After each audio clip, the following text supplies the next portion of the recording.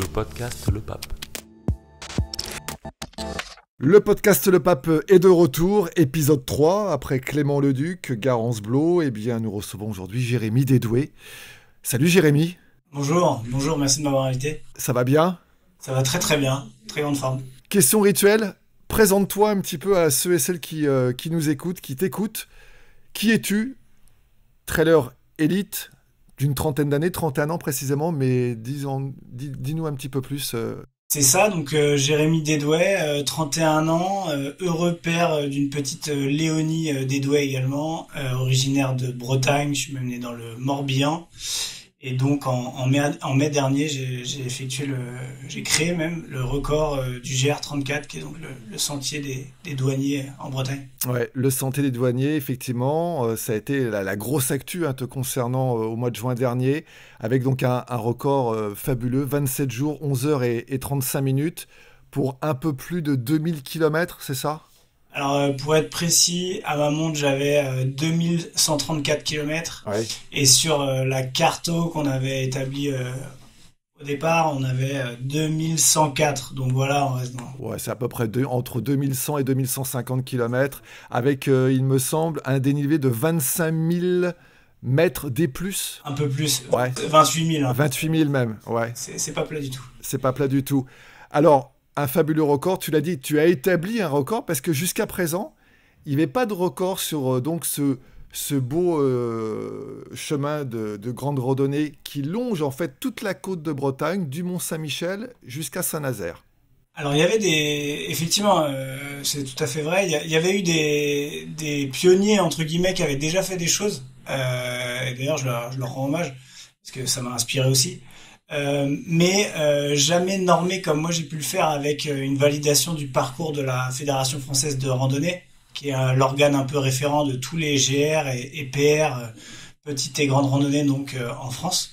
Et donc tout le travail en amont, ça a été autour de cette certification du parcours pour avoir un record qui est officialisé et reconnu. Alors, c'était une sacrée aventure de quasiment un mois, 27 jours, on le rappelle, 11 heures et 35 minutes, avec des journées bien chargées, au-delà des 12 heures, et surtout 80 km à peu près en moyenne hebdo, c'est-à-dire 2 marathons par jour. Tu enquillais 2 marathons par jour pendant quasiment un mois. C'est ça. Donc ouais, les journées étaient copieuses. J'essayais d'exploiter au maximum la plage horaire que je m'étais fixée entre 10 et 13 heures.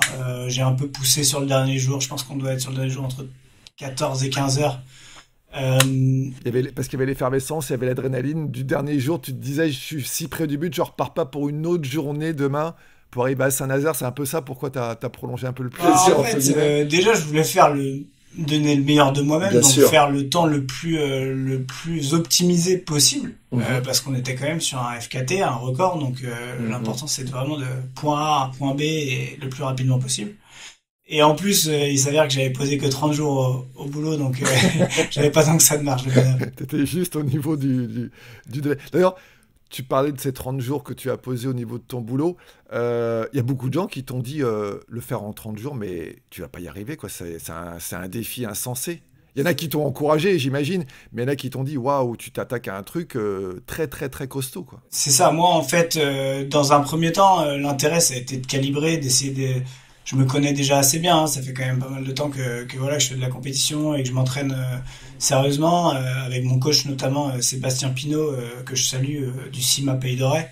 On a essayé, voilà, à travers des reconnaissances aussi du parcours, j'ai fait une journée de 100 km, j'ai fait un week-end avec 160 km, et ça a été, on va dire, sur l'année qui a précédé le record. Donc, j'ai cherché des repères, et voilà, on en est arrivé au point où on s'est dit qu'en dessous 30 jours, c'était jouable. On avait une espèce de fourchette. Alors ouais, bien évidemment, comme tu le disais, il y a des gens qui étaient très sceptiques. Mais moi, ce genre de choses, ça me donne plus de force en réalité. De force, ouais. Voilà, j'ai envie de leur donner tort. Donc moi, j'étais convaincu que je pouvais le faire, et a priori, j'ai eu raison.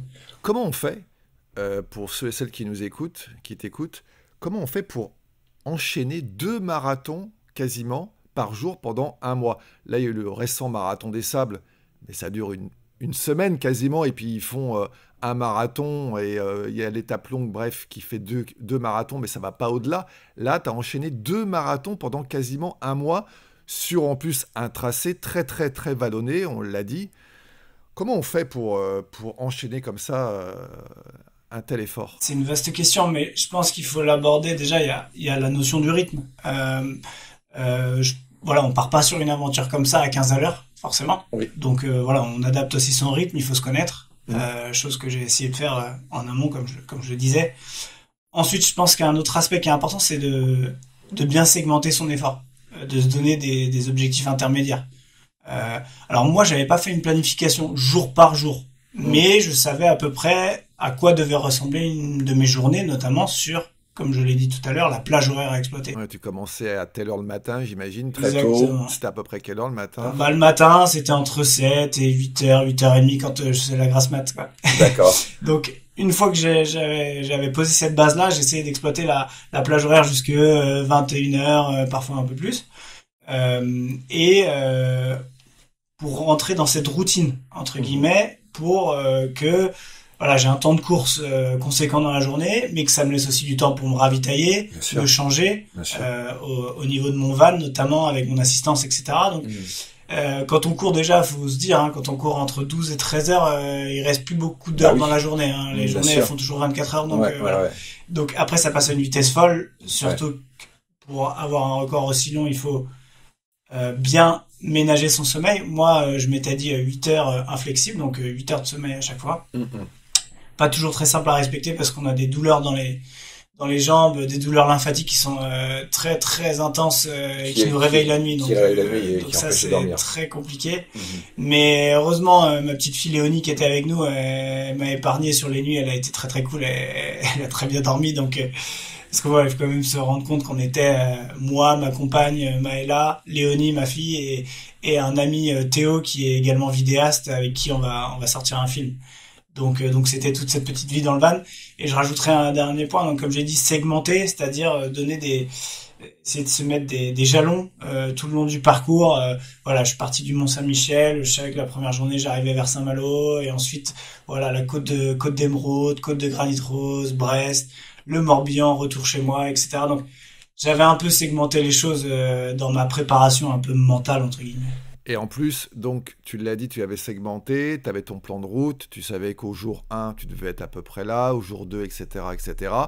Et comme tu as été sur un temps à la fin de 27 jours, 11 heures et 35 minutes, largement rempli par rapport à ce que tu étais prévu, donc tu étais dans les clous, donc tout allait bien. Également dans la tête, c'était important ça, de se dire, je suis pas en retard sur mon plan de route, et l'aventure, elle se poursuit comme prévu, quoi.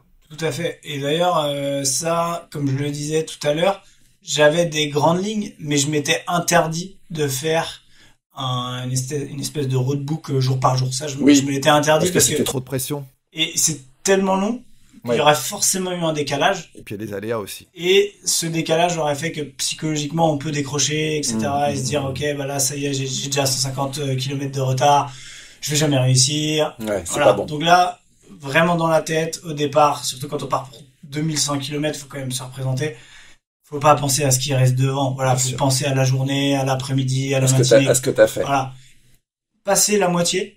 Là, je commençais un peu déjà à regarder plus en décompte, en se disant, tiens, il me reste plus que 1000, 800, 600, 300. C'est pas mal, ça, comme, voilà. Mais en tout cas, sur la première moitié, voilà, il faut vraiment se dire, je prends jour par jour et pas avoir une planification, à mon sens, trop précise, sans quoi on risque de décrocher. Parmi les moments forts que tu as vécu dans cette aventure, bon, on imagine forcément le départ du Mont-Saint-Michel, lieu emblématique, l'arrivée à Saint-Nazaire, parce que le soulagement d'avoir bouclé ce chemin des douaniers, ce GR34, mais eu d'autres beaux moments, j'imagine, un peu improbables, qui t'ont ressourcé aussi dans cette aventure. Ouais, voilà, le départ c'était franchement fabuleux. En plus, on a eu c'était une période un petit peu particulière, hein, en mai dernier, il y avait encore beaucoup de restrictions, hein, il y avait un couvre-feu le soir, etc. Donc on a eu l'aubaine de pouvoir passer la nuit sur le Mont-Saint-Michel avec mon équipe, ma petite équipe dans le van. J'ai eu accès à la terrasse de l'Ouest aussi, le centre des monuments nationaux nous ont permis la veille d'accéder donc à la terrasse de l'Ouest, qui est un endroit vraiment magnifique, avec une vue exceptionnelle. Donc voilà, ça c'était toute cette ambiance du départ là qui était assez mystique, assez spéciale. Et donc beaucoup d'émotions au départ parce qu'en fait ça concrétise un énorme travail qu'on a fait en amont du point de vue de la préparation physique, logistique, Ouais. les partenaires, etc. Donc grosse émotion au départ forcément. Ensuite là, moi où j'ai été vraiment cueilli à froid, ça a été sur l'accueil des gens qui était exceptionnel tout le long du parcours. Les gens ils se mobilisaient, ils se libéraient de leurs contraintes pro juste pour venir me voir. C'est le bouche à oreille qui a fait que tu avais des gens comme ça Alors, au bord de ton aventure. j'étais accompagné aussi par une attachée de presse qui a fait un super boulot au niveau médiatique, donc ça c'était top. Le but c'était de rassembler autour de cette aventure. Je pense que de le faire dans mon coin, ça aurait pas eu beaucoup de sens de ce point de vue-là. En plus, on avait mis aussi en place un live GPS grâce à un conjointement à mon partenaire Open Runner et puis Sento. Donc ça c'était top, ça permettait aux gens de me suivre au jour le jour. J'avais une balise sur moi qui permettait vraiment de me suivre en temps réel. Donc les gens venaient naturellement à ma rencontre grâce à ça, parce que c'était vraiment très précis. On avait déjà mis d'ailleurs le parcours sur la map, etc. Donc c'était très très facile de communier en fait. Et donc voilà, des anecdotes, j'en ai plein. Au niveau de la pointe Saint-Mathieu, à l'arrivée sur Brest, on a été accueillis par un club que je salue, Iroise VTT Trail, qui nous ont accueillis avec Ambiance cornemuse. ouais, enfin Bignou et enfin non, Cornemuse c'était d'ailleurs et Bombarde. Donc là c'était Ouais. voilà, c'était exceptionnel, c'était un super moment. On a été accueillis parfois chez des gens dans des villas où les gens étaient juste trop contents de nous recevoir. Ça s'est arrivé une fois, c'était vraiment top. Dans des campings qui étaient sur le GR, ils avaient organisé une fois. Je les salue aussi à Plonéour le Christ. Ils avaient organisé tout un pique-nique pour. C'était un week-end, donc il y avait toute mon équipe, donc même des proches, etc. Donc c'était des super moments. Non. Il y a eu beaucoup d'émotions de ce type. Ouais. Après des moments durs aussi, hein, avec la météo qui était par moments capricieuse.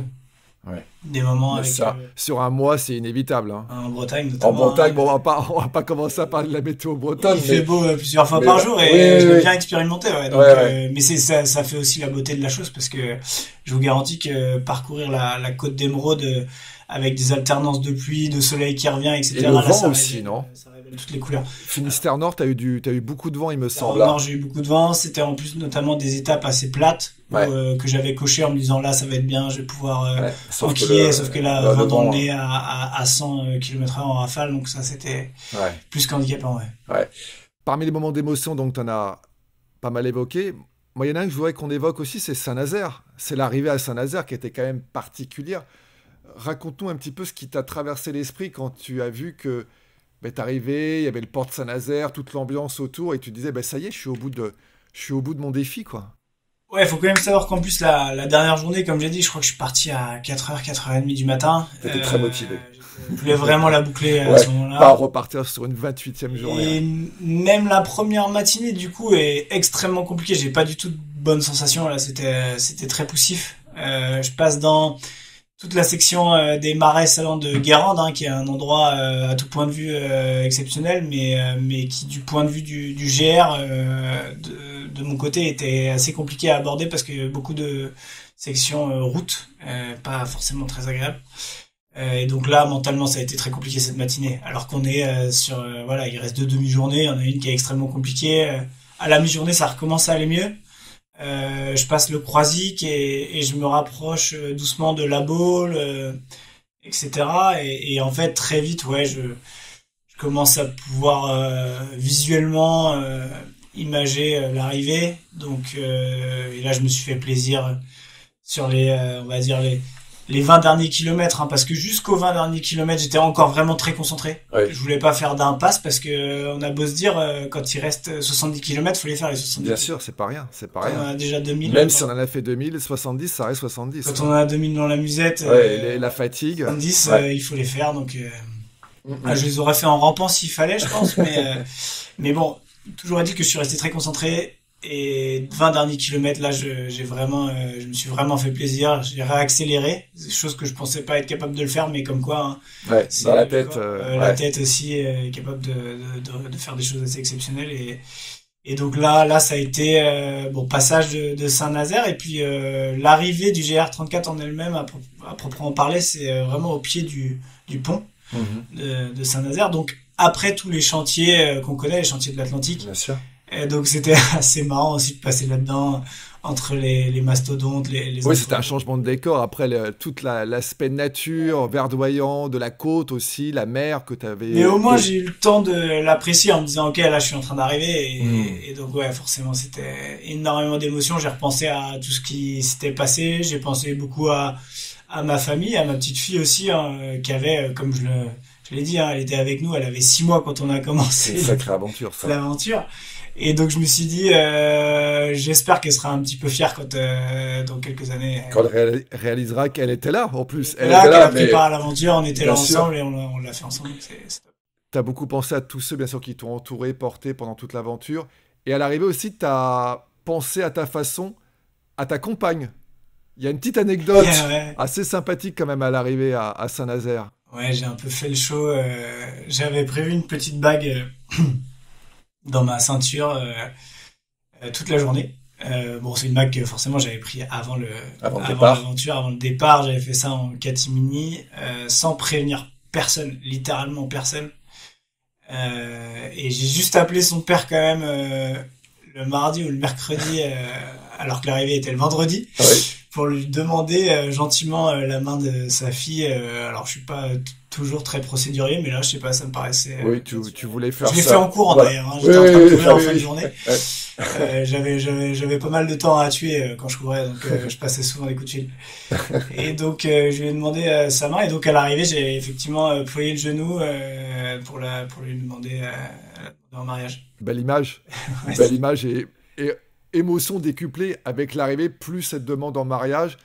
Tout ça faisait un moment qui restera inoubliable. Ouais, ça restera inoubliable. Alors sur le coup, donc ma conjointe, elle aurait pu, si elle avait trouvé un trou de souris, elle se serait mise dedans parce que c'est pas trop le genre de la maison de son côté, mais après coup, elle réalise et je pense que ça prend plus de saveur. Bon, une belle aventure qui s'est bien terminée avec un beau moment d'émotion, jalonné de d'autres beaux moments également. Ça a été une longue prépa depuis 2016. Tu as lancé, il me semble, la prépa. C'était 5 ans en amont, grosso modo, avec ton coach et toute l'équipe qui t'entoure. En fait, quand je parle souvent de 2016, en début de la préparation, c'est que en 2016, j'ai pas l'idée encore de faire le GR34, mais on est déjà dans cette logique de progression après année. De faire un gros truc. D'exploiter son potentiel, etc. Au départ, on s'est pris au jeu. On a vu que sur les compétitions, on pouvait viser des choses. Donc, petit à petit, on a monté le niveau, on a monté le kilométrage, on a travaillé certains points faibles, donc c'est pour ça, quand je parle de préparation, la préparation physique, pour moi, elle date de 2016 parce que je cumulais plus de 3000 km par an depuis 2016 à pied, avec aussi du vélo. C'était de l'entraînement assez sérieux. Et c'est comme ça qu'on arrive au bout d'un moment à pouvoir envisager un projet comme celui-là, parce que on se lance pas sur 2000 km si on n'a pas le bagage d'entraînement, la condition physique, musculaire, etc. qui va avec. Après, la préparation pure physique et logistique pour ce projet-là, elle a commencé 1 an avant. Et la préparation, on va dire, la préparation physique, c'était que 6 mois avant. Mais bon, comme j'ai dit, je m'entraîne tout le temps, en fait. Donc, bien sûr. Là, c'était plus axé là-dessus, mais l'entraînement, c'est en permanence. L'équipe qui t'entourait, donc tu l'as dit, vous circuliez en van, ton van te suivait dans ton aventure pour pouvoir dormir la nuit à chaque fois. Donc il y avait ta compagne, ta petite fille Léonie, âgée de quelques mois seulement, un kiné, et puis d'autres personnes également autour, un vidéaste aussi. Il y a même d'autres personnes encore autour. Notre van, c'était un van qui a été fourni par Black Sheep Van, un partenaire. Je les remercie d'ailleurs. On a une super relation avec eux. Et donc ça, c'était vraiment notre base de vie, quoi, en fait. Et on va dire le dur de mon équipe, c'était vraiment ma conjointe, Théo, le vidéaste, qui me faisait aussi les ravitaillements avec un autre véhicule à côté plus flexible, on va dire, et plus maniable qu'un van. Et après, j'avais aussi une attachée de presse qui, elle, était à distance, mais qui est venue beaucoup, qui prenait aussi mes ressentis chaque soir, ou en tout cas régulièrement. J'avais toute une équipe de kinés, alors qui s'était montée principalement avec un contact dans le Morbihan, mais qui avait mobilisé tout son petit réseau autour de ça. Et donc à chaque point, on va dire, dans le meilleur des cas, j'avais quelqu'un. Il y avait toujours quelqu'un pour assurer le relais. Exactement, en tout cas au début. Et c'était, à mon avis, le plus important, le temps que ça se mette en place, oui, on va dire, tu sois... 7-8 premiers jours. Parce que musculairement c'est très très exigeant, mais ensuite c'était plus sporadique, on va dire, parce que moi j'avais moins de temps aussi littéralement à octroyer à cette récupération musculaire, et j'étais vraiment projeté sur l'arrivée, je voulais vraiment pousser le kilométrage, et j'en ressentais un petit peu moins le besoin sur la fin, pour être honnête. Donc ça, c'était toute la partie un peu kiné. Et donc mon coach, Sébastien Pinault, que j'ai eu sur toute la préparation forcément, et que j'avais régulièrement aussi au téléphone. Et puis après, c'est mes proches, c'est mes parents, certains amis qui étaient là. J'ai été extrêmement soutenu en fait. Tous mes proches étaient dès qu'ils pouvaient le week-end, le vendredi soir, ils étaient là jusqu'au dimanche soir, même des fois le lundi. Donc voilà. Il y avait les soutiens donc moraux, enfin la famille, l'entourage. Les partenaires également, tu l'as cité notamment Suunto tout à l'heure, qui t'apportent énormément dans cette aventure et dans tes autres aventures. En fait, dans l'aventure, déjà dans cette aventure-là, ce qui était extra, c'est que j'ai vraiment réuni autour du projet des partenaires qui faisaient beaucoup de sens. Donc le van, comme je l'ai dit, Suunto effectivement sur toute la partie montre GPS, ils m'ont fourni notamment le modèle Suunto 9 Barreau, qui est vraiment un modèle qui était adapté à ce que j'avais à faire, parce que niveau autonomie, je pouvais faire plus d'une journée et demie sans la recharger, alors même que j'étais en précision maximale et avec le tracé GPS dessus. Parce que l'intérêt, c'était pas de se perdre. Bien sûr. Belle autonomie. La Fédération française de randonnée et leurs bénévoles font un travail extraordinaire sur le marquage, mais c'était nécésaire d'avoir quand même le tracé sur la montre, sinon je me serais littéralement perdu. C'est arrivé déjà des petits endroits où je me suis un peu égaré. Donc ça, c'était sur l'aspect vraiment matériel. Et ensuite, comme j'ai dit, Open Runner qui a fait un gros boulot conjointement d'ailleurs avec Suunto, c'était top, les synergies entre les deux. Sur l'aspect roadbook, suivi live, GPS. Roadbook qui nous avait produit 6 ou 7 roadbooks avec toute la cartographie validée par la FF Rando. Donc là, c'est Suunto, Open Runner, FF Randonnée. Les trois acteurs une coalition, ont vraiment bien travaillé ensemble. Ils étaient même en contact régulier, notamment en amont, pour valider le parcours. Donc des parcours qui faisaient beaucoup de sens. Et j'ai aussi le conseil régional de Bretagne qui m'a soutenu. Donc non, c'était des partenaires qui faisait énormément de sens. Personne s'est forcé, je pense, dans notre collaboration. Et chacun avait un vrai rôle à part entière dans ton aventure. Suunto, ça fait combien de temps que tu es avec eux? C'est né comment l'histoire On va dire que c'est né... naturellement avec ta pratique? On va dire que c'est né début 2021. On est rentré très naturellement en contact par rapport à ce projet-là. On a échangé et on s'est rendu compte que voilà, on partageait pas mal de valeurs communes. Là maintenant, c'était prévu comme ça, hein, la Suunto 9 Barreau, je l'ai offert, non, je l'ai cédé à quelqu'un qui me suivait sur l'aventure pour pouvoir financer en partie le film. C'était prévu comme ça aussi avec Suunto. Et donc depuis, ils m'ont fourni la Suunto 9 Peak, qui est un peu le modèle suivant et qui est vraiment top. Alors il n'était pas dispo au moment du record, ce modèle-là, malheureusement, mais ouais, donc là on s'inscrit dans une relation, très bonne relation, à mon avis, qui est amenée à perdurer, en tout cas je l'espère. Ce nouveau modèle, tu vas le tester sur la Diagonale des Fous, parce que c'est ton prochain défi, ça approche, c'est le 21 octobre. Ça se présente comment? Bon, la Réunion, tu connais bien, parce que tu as une partie de ta famille qui est à la Réunion, tu y es allé plusieurs fois, et c'est la 3e fois que tu vas prendre le départ, enfin, disons, que tu es inscrit, parce que raconte-nous un petit peu ton histoire avec la Diagonale des Fous, qui est un peu un peu perturbée, un peu tortueuse. Ah, c'est une histoire, je t'aime moi non plus. Voilà, premier départ sur lequel je me suis aligné, c'était 2017. Euh, j'ai pas été au bout, il me restait une vingtaine de kilomètres pour plusieurs raisons. J'ai malheureusement pas pu aller au bout au terme de cette édition. Pour ceux qui connaissent un peu la Diagonale des Fous, il faut quand même savoir que c'est une course qui littéralement te broie, Porte bien son nom d'ailleurs. voilà. Malheureusement, en 2017, ça l'a pas fait. J'ai toujours un peu des regrets depuis, mais c'est pour ça que je me suis réaligné en 2019. J'étais à travers le challenge de Bretagne assez connu qui s'appelle le West Trail Tour, l'équipe du West Trail Tour. Et là, je me suis malheureusement blessé 5 jours avant. Alors que j'avais une bonne préparation, j'étais assez confiant. Et j'ai fait une déchirure musculaire au mollet gauche.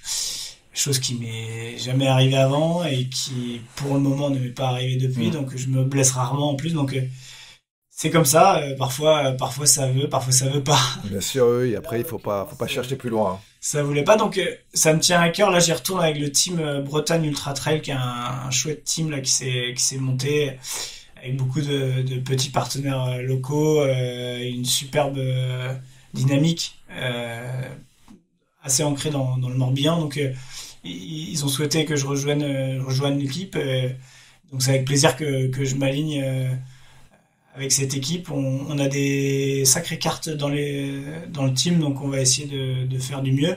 On a notamment Pierre Le Tortorec qui a déjà fini 11e sur l'édition 2019, donc c'est une sacrée performance.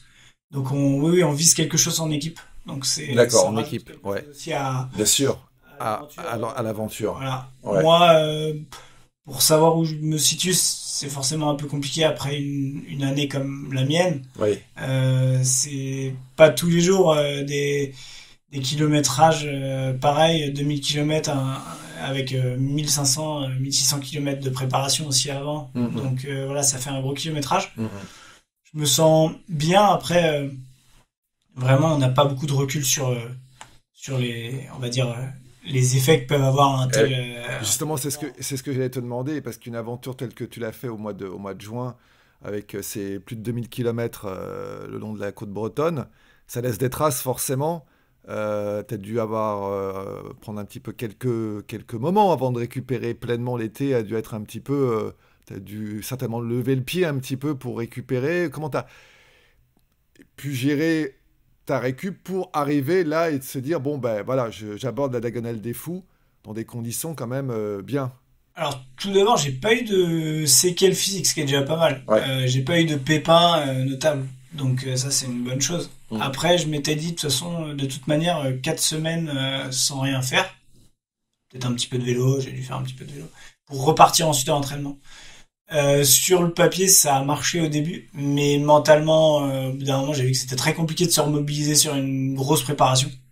Donc j'ai essayé de faire au mieux, mais je pense que voilà, des athlètes qui ont mis beaucoup d'engagement dans une préparation pour ensuite réenchaîner sur la même saison un autre objectif, ça peut être parfois très compliqué. Mais c'est comme ça, donc ça c'est plus l'aspect psychologique de ma préparation. Mais d'un autre côté, comme je l'ai dit, estimer comment je vais être physiquement au bout de 10 heures de course, là aujourd'hui, à mon avis, c'est un peu compliqué à dire. Peut-être qu'au final on sera très surpris et que ce sera très positif, peut-être que ce sera négatif. Ce qui est sûr, c'est que moi je pars avec mentalement l'envie de donner le meilleur, comme je fais à mon habitude. Je vais essayer de faire ma course, ce sera déjà une bonne chose, et advienne que pourra. Oui, advienne que pourra, et comme tu l'as dit, tu sais pas trop comment tu vas te situer.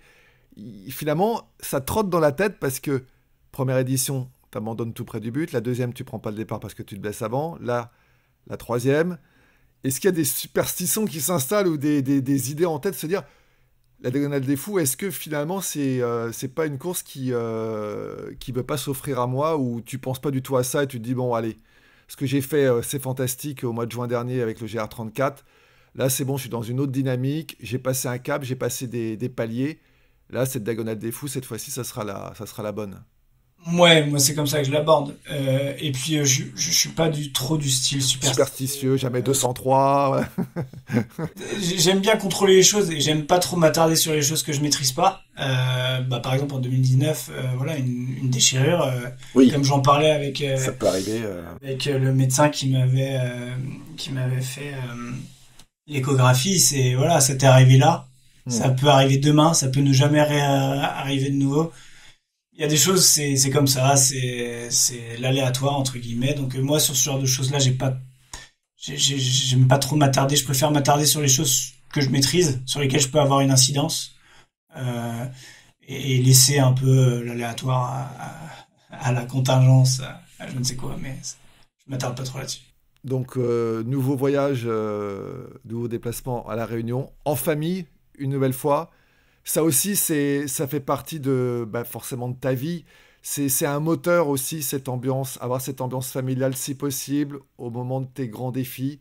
Eux qui te suivent, qui te portent, qui t'accompagnent tout au long de l'année, avec ta compagne, future femme que tu as demandé en mariage, ta petite fille Léonie qui grandit. Tout ça, ça fait un vrai ciment. Ouais, bah ça rajoute forcément hein, du sel à l'aventure parce que voilà on sait qu'on embarque aussi ses proches donc ils s'inquiètent pour nous, ils nous voient nous entraîner, ils voient aussi toute la partie immergée de l'iceberg parce que voilà les compétitions et les records c'est joli mais en fait c'est 10% même pas 5% du Hmm. job hein. Tout le reste Mm. c'est de la préparation, Hmm. c'est seul dans son coin, parfois tard le soir, tôt le matin. Voilà, c'est donc eux ils voient tout ça et donc forcément quand je suis en compétition ça m'aide, j'ai envie de bien faire pour eux, pour les rendre fiers quoi. Donc et ouais forcément l'arrivée de ma petite fille ça rajoute quelque chose, c'est indéniable. La Réunion, bon, forcément, tu as des attaches familiales là-bas. C'est un des endroits que tu aimes par-dessus tout dans le monde, avec bien sûr ta chère Bretagne. Et également la vallée de Chamonix. C'est un petit peu ça, les trois vrais spots, les trois beaux spots que tu affectionnes, ou il y en a encore d'autres peut-être? Ouais, bah ça c'est sûr que c'est trois spots spéciaux hein. De toute façon entre la Bretagne et la Réunion il y a beaucoup d'atomes crochus entre les gens réunionnais, bretons, ça s'entend toujours très bien. Et c'est un peu inexplicable comme lien, c'est comme Oui, parce ça. que, oui, parce que c'est vrai qu'il y a quand même beaucoup enfin, il y a des différences, Ça quoi. s'explique un petit peu historiquement par Oui. rapport aux personnes qui ont été, qui sont parties au bout du monde à La Réunion s'installer. Donc Hmm. il y a un peu des origines, on va dire, la diaspora bretonne qui s'est installée, si je me trompe pas. Donc, mais après, oui, c'est un endroit exceptionnel. Moi, j'ai tendance à dire, voilà, ça fait 7 ou 8 fois que j'ai la chance d'y aller. C'est toujours un émerveillement, mais j'envie à chaque fois les gens qui partent pour la première fois. Hmm. Parce que je me dis, Ils vont découvrir quelque chose de voilà, tu magnifique. vas découvrir, tu vas voir, c'est un endroit exceptionnel. C'est même parfois bluffant de se dire il y a des endroits comme ça dans le monde. Ouais. Donc on a la chance d'avoir ça dans notre beau pays qui est la France. Donc non, non, c'est un super endroit. Après, effectivement, j'affectionne particulièrement Chamonix, voilà, la vallée. C'est un endroit que j'aime beaucoup. L'UTMB, c'est quelque chose qui me fait rêver, ça c'est Ouais. sûr. Donc Tu l'as fait, l'UTMB. j'ai fait une des courses, j'ai fait la TDS, Ouais. Mm. ça remonte un petit peu désormais, c'était en 2014, Ouais, ouais. avec une jolie 31e place, il me semble, à l'époque. Ouais. Et ça, c'est sûr que l'UTMB, la course reine, Ouais. il faudrait que je m'y aligne un jour, Bien mais sûr. je respecte tellement le monument que ça représente, un Ouais. peu comme la diagonale, hein, Ouais, d'ailleurs, ouais, ouais. qu'en fait, j'ai envie de bien le préparer, j'ai envie d'arriver. Il reste encore de belles Années pour le préparer. Et après, voilà, la Bretagne, c'est forcément un endroit que j'affectionne particulièrement parce que je le connais. Mais il y a beaucoup d'endroits qui me font rêver, hein, notamment des courses aux États-Unis. J'aimerais beaucoup à l'occasion m'aligner sur certains ultras américains parce que ça me paraît être une autre façon d'aborder la discipline que je pense peut être intéressant à aborder, à s'intéresser. Et ça, je le ferai, ouais, je pense. Ouais. Hmm.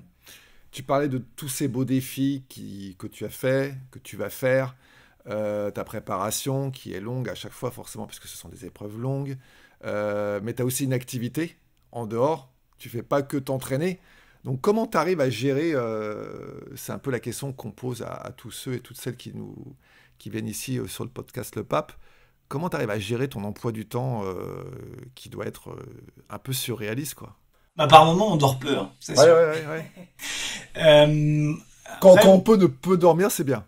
j'ai tendance à dire que moi, ça fait partie de mon équilibre. Donc, je pense que tout l'engagement que je peux mettre dans une préparation physique pour un objectif est toujours un petit peu relativisé par aussi ma vie professionnelle, qui est très prenante et qui m'intéresse beaucoup, Qui est différent qui est de très ta vie différente. d'athlète. Deux sphères assez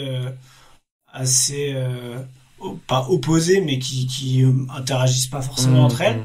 Mais c'est quasiment volontaire parce que, comme je l'ai dit, c'est question d'équilibre. Je pense que c'est important avant d'être un athlète ou d'avoir une carrière, ce qui est important, c'est d'être une bonne personne. Et donc, pour moi, une bonne personne, c'est un bon équilibre. Et honnêtement, j'encourage tout le monde à avoir l'équilibre le plus plaisant possible pour être la personne la plus aboutie possible, en fait. Et je pense que l'équilibre, c'est une notion qui est extrêmement importante, à mon avis, dans l'épanouissement personnel. Et j'aime pas trop me voir comme mono tâche dans soit le sport, soit ma carrière professionnelle, soit ma famille. Non, je pense que l'important, c'est toutes ces sphères là qui cohabitent ensemble et qui font ce qu'on est. Le trail, tu l'as découvert à quelle époque? Vers 2014 à peu près, encore avant, du temps où tu faisais tes études supérieures en école de commerce. C'est un peu ça, en 2010, c'est un peu ça la jeunesse de l'histoire. C'est ça, grâce à mes études supérieures, à mon école de commerce qui s'appelait l'EDEC, j'ai présidé un raid, en fait, un raid aventure qui s'appelle toujours d'ailleurs le raid EDEC. Et donc, effectivement, ça, c'est ce qui m'a mis un peu le pied à l'étrier des sports outdoor. Et bon, plus par l'angle raid aventure dans les montagnes, et avec du canoë, du vélo, du trail, du canyoning, pas mal de disciplines différentes, mais vraiment avec ce côté aventure, nature, à dormir sous la tente, partir avec son pactage, etc. Ça, c'était ce qui m'a intéressé au début. Et puis après, je suis assez naturellement arrivé au trail, parce que bah forcément, c'est un peu plus simple le trail que le raid aventure, qui est pluridisciplinaire, qui demande vraiment un engagement énorme. Et je salue d'ailleurs tous les pratiquants du raid aventure, parce que je les respecte beaucoup. Et donc le trail, c'était un peu un entre-deux, avec toujours ce côté nature, mais avec cette flexibilité sur l'entraînement. Et donc ça, effectivement, ça remonte un petit peu, on va dire, ma première course, ça doit être 2013, je pense. Participation à la TDS en 2014. Et puis voilà, les grands jalons, ça a été quand je me suis rapproché de mon club d'athlétisme en 2016, où là, j'ai vraiment abordé sérieusement l'entraînement. Le CIMA Pays Doré. Ouais, avec un chouette club, aussi bien sur course sur route qu'en trail, par chez nous dans le Morbihan. Tout le monde connaît ce club et ses maillots blancs représentatifs, et tout le monde sait que quand ils sont là, généralement sur le podium, il y aura du blanc. Dernière question, Jérémy, avant de se quitter. Quelle est ta philosophie de vie, ton leitmotiv, ton moteur qui te booste jour après jour? Ah, je pense qu'il faut être rêveur, parce que si on rêve pas, on n'atteint pas de belles choses, et donc faut oser rêver. Ça, c'est important. Je pense que on a chacun a des rêves dans toutes les disciplines, que ce soit professionnel, sportif, artistique, et dans n'importe quelle passion. Et donc je pense que faut vraiment oser. Quand on a quelque chose qui nous trotte un peu dans la tête, au lieu de voir les obstacles qui se dressent sur le chemin, plutôt essayer de voir quel cheminement est possible d'emprunter pour réaliser ce rêve. Et donc ouais, moi je pense que rêver, c'est un point fondamental.